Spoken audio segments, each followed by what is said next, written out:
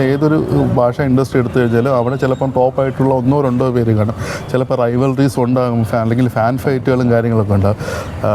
വിജയ് എന്നൊരു അദ്ദേഹം ഒരു പാർട്ടി തുടങ്ങി ഒരു സിനിമ ഇത് തന്നെ കരിയർ തന്നെ അവസാനിപ്പിക്കുന്നു എന്ന് പറയുന്നത്. അപ്പോൾ ഒരു അജിത് ഫാൻ എന്ന രീതിയിൽ എന്താണ് ഇതിനെ കുറിച്ച് പറയാനുള്ളത്? ഇല്ല ഏട്ടാ, ഇതിൽ ഇറ്റ്സ് എല്ലാവർക്കും ഓരോ പേഴ്സണൽ കാര്യങ്ങൾ കാണും. അതേപോലെ തന്നെ വിജയ് സാറിനും ഓരോ പേഴ്സണൽ കാര്യങ്ങൾ കാണും.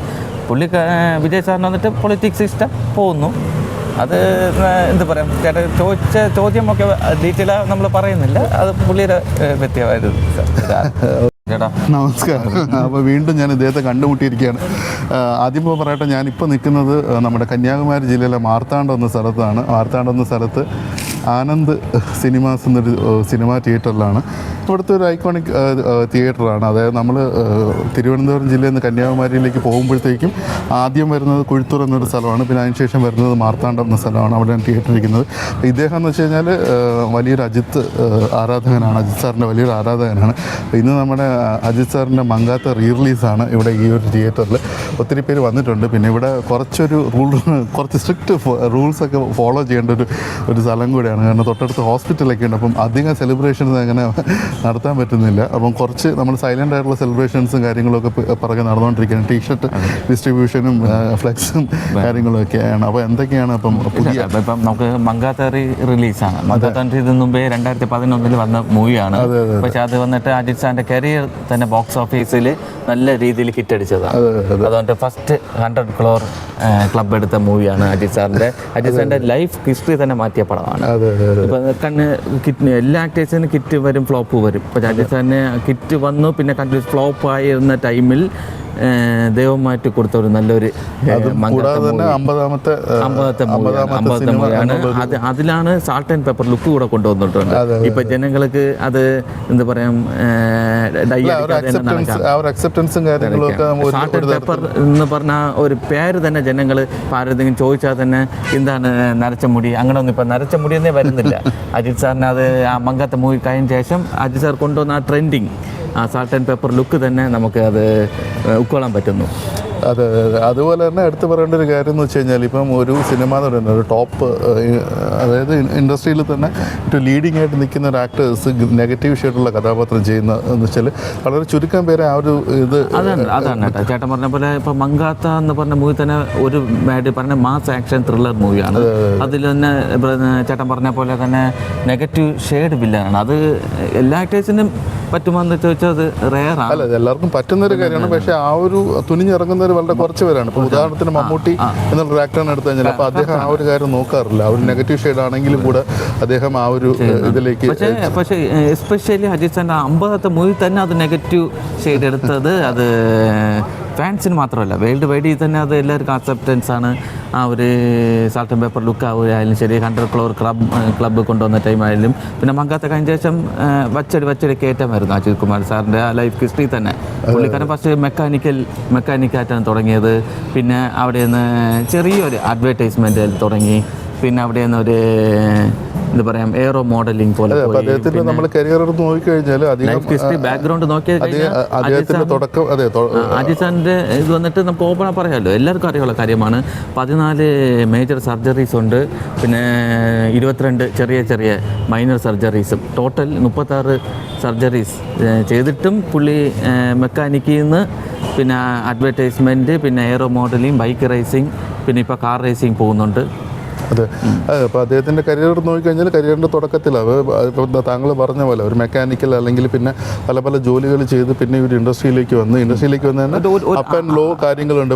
തുടക്കത്തിൽ അജിത് കുമാർ സാർ എന്ന് പറയുന്ന ഒരു വേർഡ് വന്നിട്ട് നമുക്കിപ്പോൾ സെൽഫ് മെയ്ഡ് സൂപ്പർ സ്റ്റാർ എന്ന് പറയാം. അല്ലല്ല, അജിത് സാറിന് പക്ഷേ സൂപ്പർ സ്റ്റാർ പട്ടം നമ്മൾ കൊടുക്കാമെന്ന് പറഞ്ഞ് വേണ്ട, അൾട്ടിമേറ്റ് സ്റ്റാർ കൊടുക്കാമെന്ന് പറഞ്ഞ് വേണ്ട, പിന്നെ ജസ്റ്റ് തലാന്ന് സ്നേഹത്തിൽ വിളിക്കാൻ തുടങ്ങി ദീന പടത്തിന് ശേഷം അതും വേണ്ട.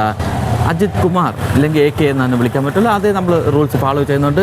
അജിത് കുമാർ സാറും അതേപോലെ മോഹിനി ഫൗണ്ടേഷൻ എന്ന് പറഞ്ഞ നിറയെ വെൽഫെയർ പബ്ലിസിറ്റി ഇല്ലാതെ ചെയ്യുന്നുണ്ട്. അതേപോലെ നമ്മളെ ക്ലബ്ബിൽ നിന്ന് തന്നമ്പിക്ക നായകൻ അജിത് കുമാർ വെൽഫെയർ അസോസിയേഷൻ കന്യാകുമാരി ഡിസ്ട്രിക്റ്റും സാർബായിട്ട് എല്ലാ മാസവും 2 times, ഒരു മാസത്തിൽ 2 times വെച്ച് വെൽഫെയർ ആക്ടിവിറ്റീസ് അജിത് സാറെ മോഹിനി ഫൗണ്ടേഷൻ വെച്ച് വെൽഫെയർ ചെയ്യുമ്പോൾ അതേ റൂൾസ് ആൻഡ് റെഗുലേഷനെ ഫോളോ ചെയ്ത് നമ്മളും വെൽഫെയർ ആക്ടിവിറ്റീസ് തുറന്ന് പോകുന്നുണ്ട്. ഓക്കെ, അപ്പോൾ ഞാൻ പെട്ടെന്ന് ചുരുക്കാം. അപ്പോൾ അതിന് മുമ്പ് ഒരു ചോദിക്കട്ടെ, താങ്കൾ ഒരു കടുത്ത ആരാധകനാണ്. അപ്പോഴത്തേക്കും ഈ അടുത്തായിട്ട് അപ്പോൾ അദ്ദേഹം ഒരു അഡ്വർടൈസ്മെൻറ്റ്, അതായത് അദ്ദേഹത്തിൻ്റെ അദ്ദേഹത്തിൻ്റെ ആ ഒരു മോട്ടോർ സ്പോർട്സ് ആ ഒരു ജേണിയെ ഒന്ന് അപ്ലിഫ്റ്റ് ചെയ്യാൻ വേണ്ടിയിട്ട് അദ്ദേഹം കൊളാബ് ചെയ്തിരിക്കുന്നതാണ് ക്യാമ്പകോളായിട്ട്. അപ്പം ധാരാളം വിമർശനങ്ങൾ ഉയർന്നത്. എങ്ങനെയാണ് ഈ ഒരു അവസരത്തിൽ ഒരു ആരാധകൻ എന്ന നിലയിൽ? ഇല്ല, ഞാൻ ഇപ്പോൾ ഫാൻസ്, ഞാൻ ഒരു ഡൈഗാർഡ് ഫാൻ ആയതുകൊണ്ട് പറയുന്നില്ല, കോമൺ ആയിട്ട് ഞാൻ പറയുന്നു. അത് പുള്ളിക്കാരൻ ഇപ്പോൾ അജിത് സാർ വന്നിട്ട് ഒരു അഡ്വർടൈസ്മെൻറ്റ് ചെയ്ത് കൊടുക്കുന്നത് അവർ അതിൽ നിന്നൊരു എമൗണ്ട് വേണം. അത് വന്നിട്ട് പുള്ളിക്കാരൻ ഇതുവരെയ്ക്ക് വേറെ പബ്ലിസിറ്റിക്ക് അഡ്വർടൈസ്മെൻറ്റിനോ TV അഡ്വർടൈസ്മെൻ്റ് ഒന്നും പോയിട്ടില്ല. പക്ഷേ പുള്ളി ആ ക്യാമ്പ് എന്ന് പറയുന്ന ഒരു അഡ്വർടൈസ്മെൻറ്റ് ഇപ്പോൾ നിറയെ പേര് ട്രോൾ ചെയ്തിട്ടുണ്ടും ഇപ്പോൾ നിറയെ പേര് 10 rupees കൂടെ നോക്കാതെ അതിന് വേണ്ടി വാങ്ങിച്ച് കുടിക്കുന്നുണ്ട്. അത് അല്ല, ഇപ്പോൾ പലരും പറഞ്ഞത് എന്താണെന്ന് വെച്ച് കഴിഞ്ഞാൽ, ഇപ്പോൾ അദ്ദേഹത്തിൻ്റെ സിനിമകൾ വരുമ്പോഴത്തേക്കും ഒരു പ്രൊമോഷണൽ ഇവൻ്റോ ഒരു ഇൻ്റർവ്യൂ ഒന്നും കൊടുക്കാറില്ല. അപ്പോൾ സിനിമയ്ക്ക് കൂടെ ഈ ഒരു കൺസിഡറേഷൻ കൊടുക്കാൻ പാടില്ലെന്ന് ആൾക്കാർ ചോദിക്കുന്നത്. ഓക്കെ, ചേട്ടാ ചോദിച്ച ക്വസ്റ്റ്യൻ ഓക്കെയാണ്. പക്ഷേ ഇതൊരു പ്രൊമോഷനും നമ്മളൊരു രീതിയൊന്നും പറയാൻ പറ്റില്ല.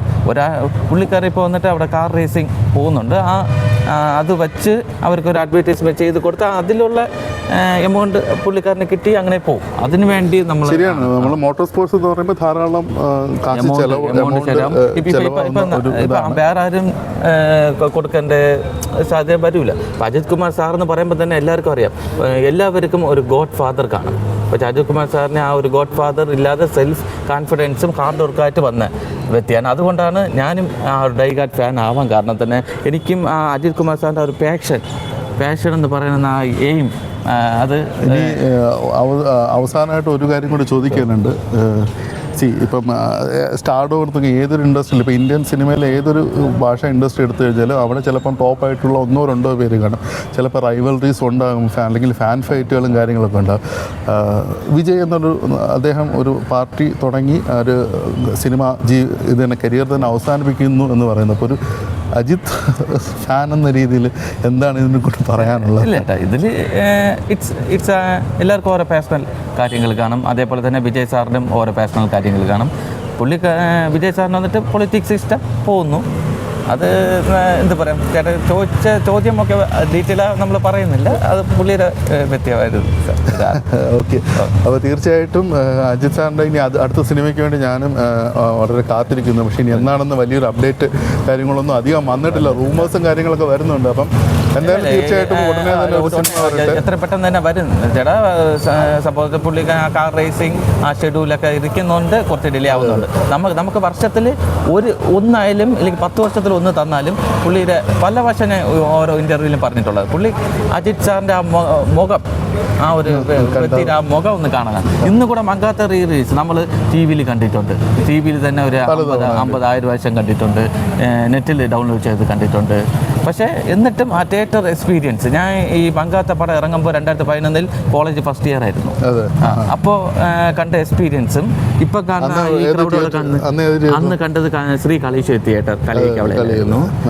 പക്ഷേ ആ ക്രൗഡിൽ നിന്ന് ഈ ക്രൗഡിൽ നിന്ന് നമ്മൾ ആ ഒരു തിയേറ്റർ മോഡ് എഫക്റ്റ് തന്നെ വേറെയാണ്.